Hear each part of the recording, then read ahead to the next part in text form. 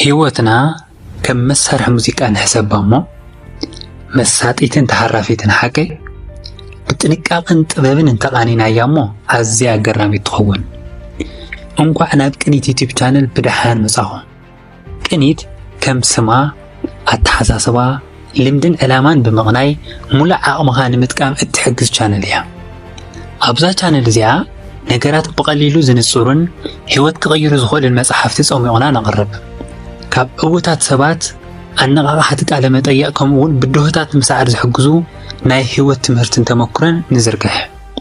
ቅኒት ብዛዕባ ኤአይን ካልኦት መዓልታዊ ንጥቀመሎም ውፅኢት ቴክኖሎጂን ብቐሊሉ ንተመልከቲ ክተላሊ ተወሳኺ ኣታዊ ንምጥራይ ኢሉ እውን ዕሙቕ ዝበለ ፋይናንሳዊ ጥበብ ንምዕባይ ክትሕግዝ ብጊዜን ሓሳብን ተቓንያ ዝቐረበት ቻነል እያ። ንዲጂታላዊ ዘመን ብዝተዳለዉ ምህዞታትን ስትራቴጂታትን ናይ ኦንላይን ድምፅኻ ኣጉልህ ዓርስኻ ብራንድ ግበር። እዚ ንምስኻዕ ድማ ቅኒት ካብ ቻነል ንላዕሊ እያ።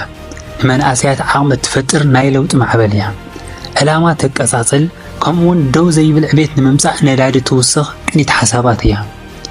ህይወትካ ክትቀህኒ መጻኢኻ ክትቅይር ድልው እንተኾይንካ ሕጂ ሳብስክራይብ ግበር።